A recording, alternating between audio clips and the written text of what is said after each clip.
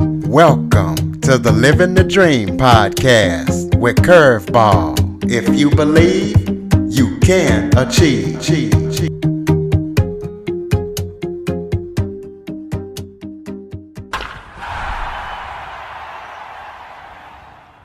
Hello and welcome to another episode of Living the Dream with Curveball. I am your host, Curveball, and today I am joined by Donna Wayles. She is a domestic violence subject expert, an author, a technology teacher, and a speaker. And I used to teach technology as well. I love technology. So, Donna, thank you so much for joining me today. Thanks for having me. My book is called "I'll Pray for You," and it comes out of my own personal experience with domestic violence, and just I can't believe that someone actually wanted to publish my story because as a domestic violence victim, um, we tend to believe what our abusers tell us about no one will ever listen to you, or you're not important, no one cares. And that's not true at all. Um, so I'm just going to share a little bit about my story, and you're welcome to stop me when you have some questions. And like I said, my book starts with my life, but I found myself as I'm writing, I needed some sort of background. I found myself, and literally found myself, driving, imagine driving to the military base where I had been living with my soon to be ex husband at that point. And my apartment was most literally a crime scene. Um, he had trashed it. And I remember thinking on that drive, how did my life get to be like this? I what grew up Christian and Baptist, and I had followed all the do's and didn't do all the don'ts. And this wasn't supposed to happen to, those stereotypes of domestic violence victims. This was not supposed to happen to me. I did all the right things. I followed my church. And yet here I was with bruises. And I had to call the military policeman before I could even go on the base. They wanted to know my whereabouts at all times. I was only allowed 15 minutes in my apartment to feed my cats and get whatever clothes that I needed for myself and my daughter, who was not even 2 at that point. She was about 1.5. And when I got to the house, the MPs, the military police, would meet me there. And they took my keys, they opened the door, and they patted down every cushion. They opened every door, every drawer, every closet. They looked through everything because they believed my soon to be ex-husband at that point, when he told them that if he found me, he would finish the job that he started. He was out to kill me. And it was just a, what in the world did I do to get my life this far? Well, let me ask, when you were going into your apartment to get things and feed your cat, your husband wasn't restrained after making those kind of threats, or what did they do to him to keep him away Um, from you? the Navy told him, stay away from me, but his commanding officer believed him when he said I was just, one of those crazy wives, and I was just, blowing things way out of proportion. But the detectives assured me that I would not. And in fact, I was having to stay in hiding at the home of a friend. She actually hid my car in her barn with a tarp over it because he would come and stalk people that I and our daughter would be staying with. And he would drive slowly by the house repeatedly, time after time after time. And I was just so traumatized, and it was just so awful. Um, and during this time, I received a letter from the Navy and the Navy Family Services and their domestic violence advocate program. And It was like reading words that I couldn't even comprehend. I received a letter from the Navy saying that they found evidence that my husband had abused me physically, sexually, emotionally, and psychologically.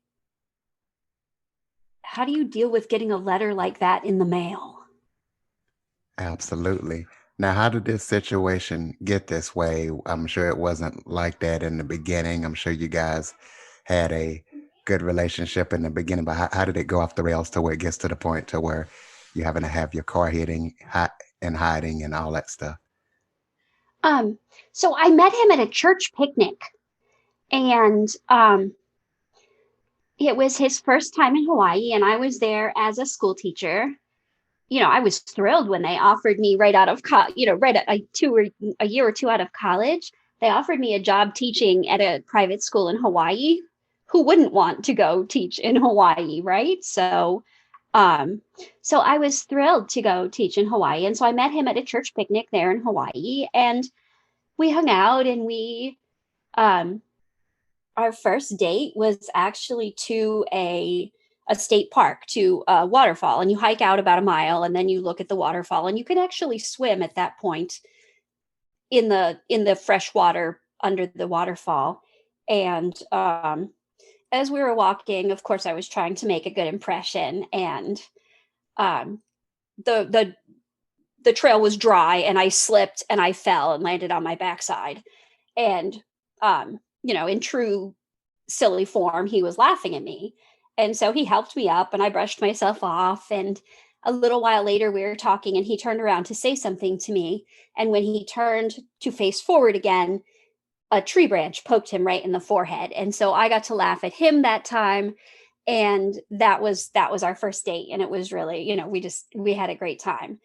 And and dating was great. There were a couple of what I can see now as red flags where he was really jealous and kind of controlling, but you don't think about that kind of stuff when you're dating. It's just, oh, he really cares. Look at how much he cares about me, because he's wants to know where I am and make sure I'm safe. So we don't we give people the benefit of the doubt, because we want to, we want to believe that people have good intentions most of the time. And so we dated, and then he was headed out to sea for 6 months. And I understood the military system, and I realized that if we didn't get married, that I wouldn't get any information or anything about him for at least 6 months, if not more than that. And so we had a New Year's Eve wedding, and things went pretty well for a while. He was in and out of sea, and then there was one time, though, that he came back from being out at sea, that he was just a different person, and he had lost about 20 or 30 pounds, and he had been in the hospital, in one of the military hospitals, and they couldn't figure out what was wrong with him. But he came back, and he was just paranoid and sullen, and started to be more controlling and more possessive. And then towards the end, it got so bad that he would not even allow me to answer the door or answer my cell phone without his permission. And if I was leaving the house, he would have to know how long and where I was going and with whom, and he would give his permission. So, what So do you think made the situation turn like that? And also, what was the last straw for you? What was the situation, or what happened, if you don't mind me asking, that made you say, "Okay, I need to get out of here"? Because I know a lot of people that are in these situations, they have issues with, "Oh, he said he's not going to do it again," or "It's my fault." So, what was the last straw that made you decide you needed to get out? So the last straw was just we went through all of the military would put him on a cooling off period and assign him to the barracks. And my counselor, my friend, said that the counseling center, the family service center, had really helped her. And maybe it would help me too, because I was convinced it was all my fault. I could talk as a school teacher to rooms full of children, and I was a like state level conference speaker at education conferences and technology conferences. But why couldn't I talk to my husband without making him angry at me? What was the problem with that? So the final straw for me was the Navy put him on leave because of his increasing paranoia. And I had gone to see my counselor, and she said, "Do you mean to tell me that you think he's going to harm himself or others?" And I said, "Yes." And she said, "You know the outcomes of that, right?" And I said, "I do. I understand what I'm saying because as a teacher, I'm a mandatory reporter. If somebody says suicide or child abuse or something, those are those are very serious, and we always take them seriously." And because of that, she had to, pull the trigger on all the different services. And I understood, and he had weapons in our home, and that was a problem. And I had come home from mentoring as a Navy wife mentor, and I had just received a commendation from a vice admiral, funny enough, about this program because my friends and I had started this program to help some of the junior Navy wives, the women who had just married sailors. And at this point, there were no women on Navy submarines. So it was a number of years ago. But we had started this program to help families who weren't familiar with the Navy culture to take these classes and become more familiar. And the vice admiral was really thrilled. And so we all got our letters of commendation. And I got home, and my husband at that point, and I call him Dirk in the book, but Dirk had separated all my belongings into stacks of what I could keep, what he was allowing me to keep, and what I could take with me. It was just awful to, like, he kept my underwear and my bras and my favorite gifts from students who had graduated and given me gifts as they, were leaving high school and that kind of thing. And then he's smashing things, and I went to call my friend who was part of my safety plan, and he walked up behind me and grabbed me by the neck and my left arm, and he said, "I'm not leaving, you are." And he was and still is 6'4" and over 220 pounds, and I'm not 6'4". I'm about 5'2", 5'3" on a good day. And he picked my body up and smashed it into our storm door repeatedly until I could get my arm free to somehow struggle with the latch and open it. And then he threw me down the concrete stairs. And I remember praying at the bottom, "Thank you, God, for getting me down the stairs on my feet," because I don't remember hitting any of the stairs except like the top landing and then the bottom stair. I don't know how I hit any. I don't know how I got down all of them without being injured or killed. And that was when I decided that I could not go back, because I was put in an ambulance and taken to the local hospital to be checked out. I had a cut over my eye. I had bruises that turned into his handprints on the back of my neck and on my arm. And the detectives had to take pictures of all of this. And the little raised ridge around the glass of the storm door? Yeah. I had that ridge across my legs. He had hit me so hard, so forcefully against that door. I had the outline of that on my body of the door. Well, let me It just was ask. I know that you're a Christian and that you grew up in the church. Did you ever try to get your pastor involved or, any of the church to try to say, hey, God does not allow this, to him and try to wake him up or was he saved as well? I know you guys met at a picnic, church picnic, but Did you ever try to get the church involved? So I did. He did make a profession of faith and he was baptized in the church, but he had a problem with pornography and he expected me to submit to whatever whims that he decided at any point. And I was feeling guilty, right? That God was talking to me and saying, "Look, this isn't right. You shouldn't, this isn't something that you should be doing. This is degrading." And so I went forward in one of the church services one Sunday morning and I talked with the pastor, not even a lot, just like tip of the iceberg kind of stuff. And the minister called my husband then in and talked with him in his office. And when Dirk came out of that office, he snarled at me, "Get in the car, we're leaving. I can't believe you did that to me." And then we got in the car and he snarled, "Buckle up." And he drove like a maniac, like 80 miles an hour to 20 miles an hour. And he would step on the gas and let off and step on the gas and let off and he said, "Hold on." And I thought I was going to die because he was so angry and he just when I got home from that, I remember going into the bedroom and the bathroom was right off the master bedroom and I remember locking myself in the bathroom and praying the verse from Psalm 121. I will lift up my eyes unto the hills from whence comes my help. My help comes from the Lord who made heaven and earth. And I remember praying that and thinking, "God, you're going to have to help me because I'm never asking anybody on this earth for help again because it will kill me. He will kill me."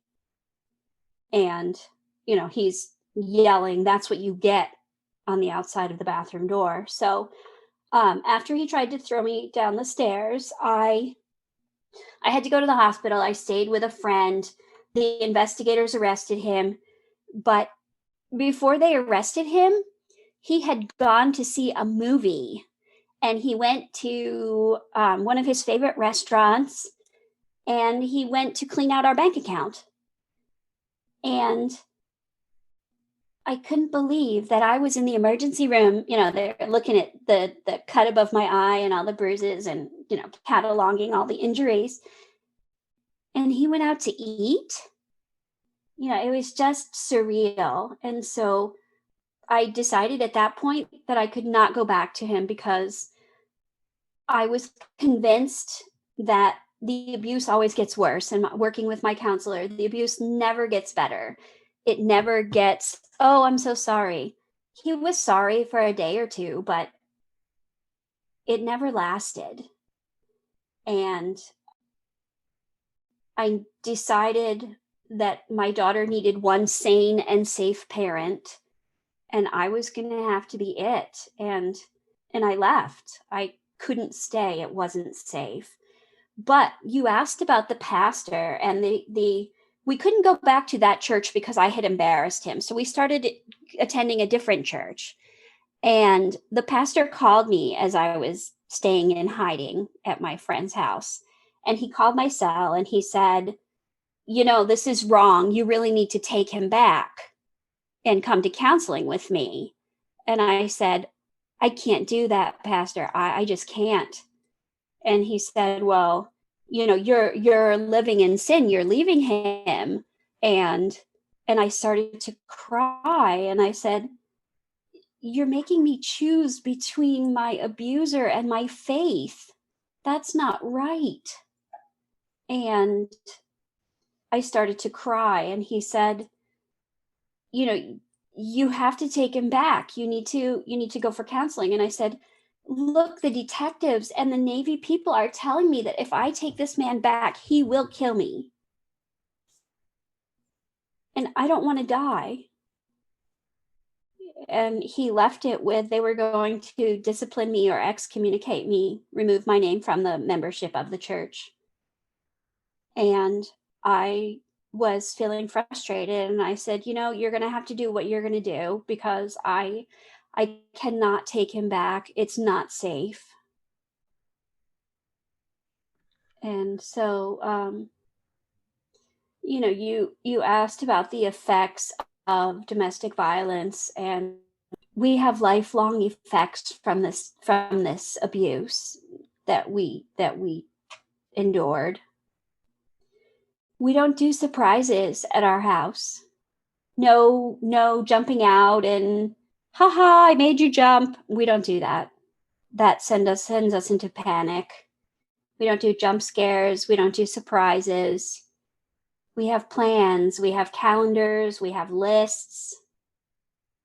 We live with fear of him finding us because he has told our lawyer that if he finds her, that he will kidnap her and take her to a Caribbean island where there is no jurisdiction for the US and no extradition, and tell her what an evil person I am.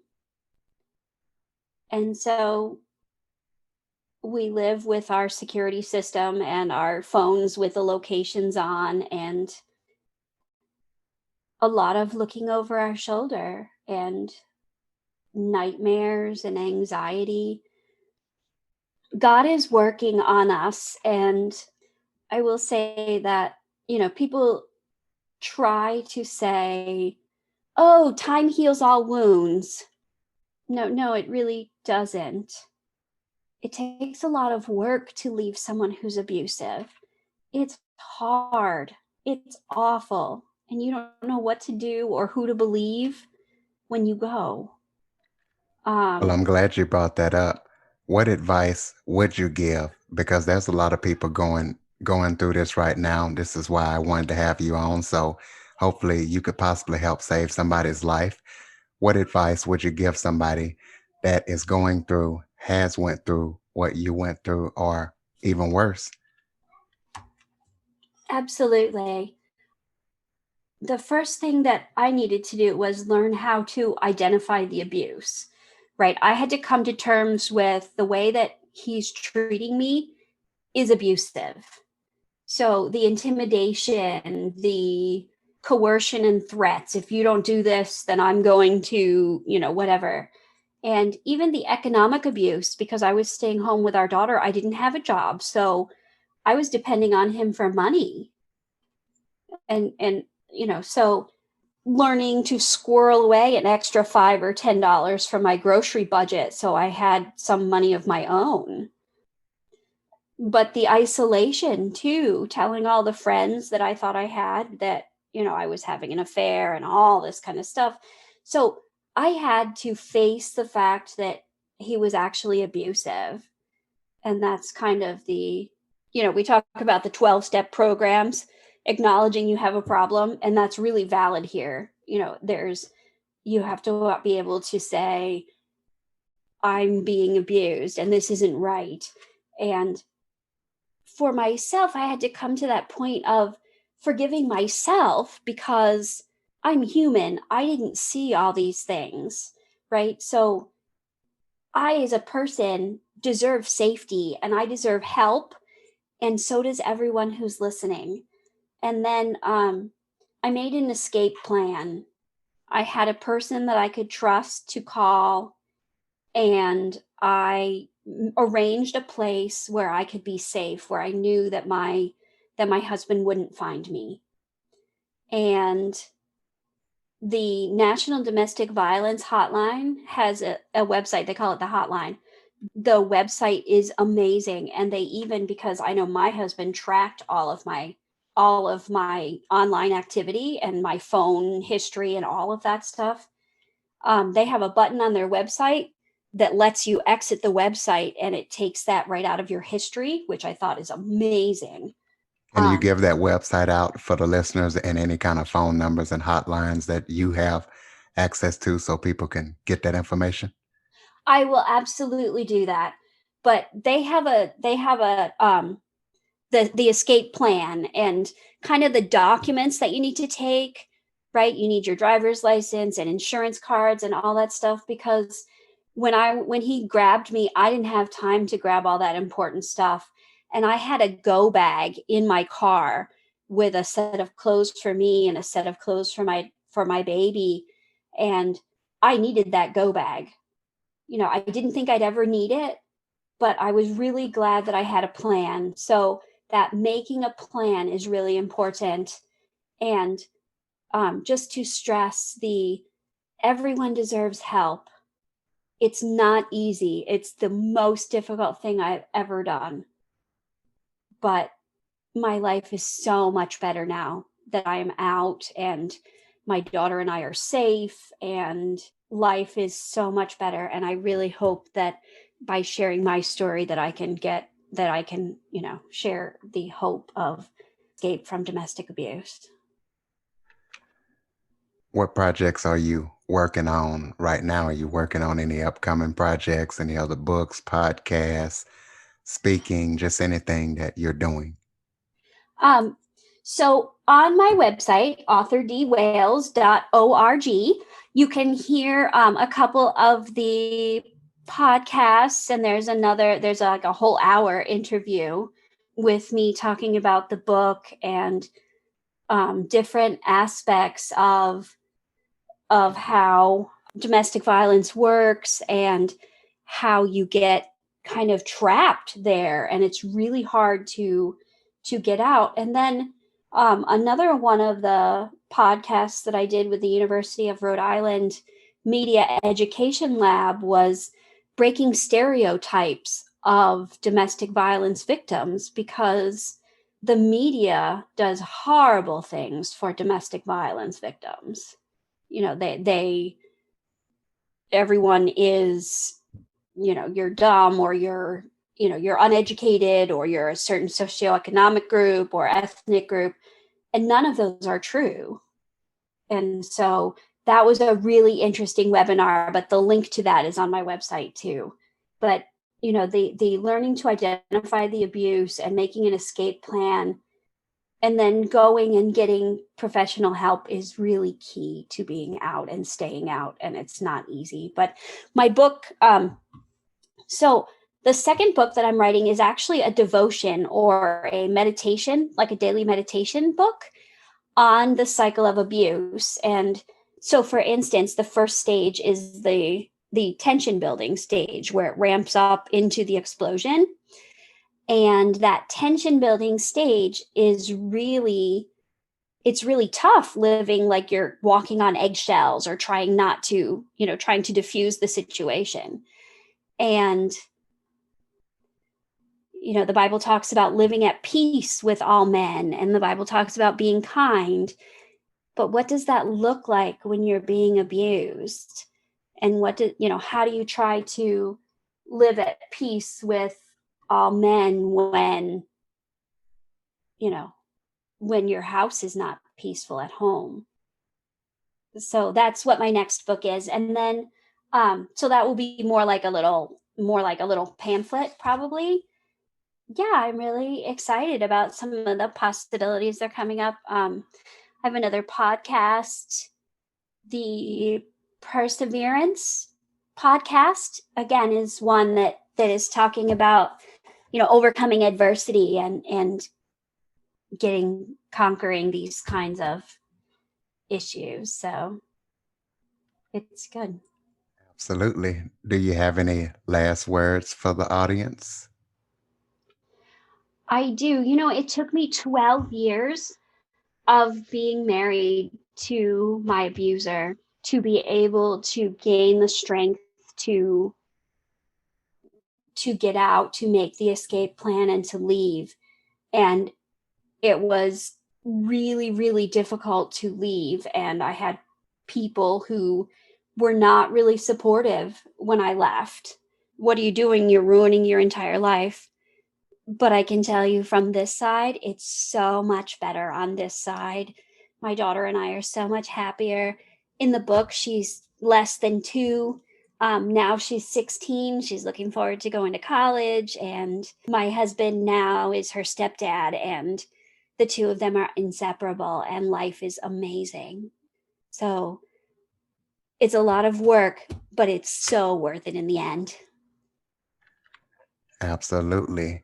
Go ahead and give out some contact information, social media, your website once again for the listeners. And I also would like you to give out that national domestic violence information. That way people will have it if they need it Okay. and can access it. Sure. So my website is authordwayles, WAYLES.org. And there's a whole bunch of links to different podcasts and some resources there. And the National Domestic Violence Hotline is just thehotline.org. And they not only have the 1-800 number, but they also have the different resources about how to identify the abuse and how to make an escape plan. And so those are just invaluable. But I'm also on Facebook at Donna Wayles, Instagram, Twitter, LinkedIn. If you look up Donna Wayles, you will find me, and it's WAYLES, because I don't know, my husband decided that was a good way to spell it, I guess, or his family did. So, but it's been great. Thanks for letting me share with you and your audience. Oh, I appreciate your time, Donna. Thank you so much for joining me today. Thanks. And listeners, please make sure to subscribe, rate, and review after listening. For more information on the Living the Dream podcast, visit www.djcurveball.com. Until next time, stay focused on living the dream.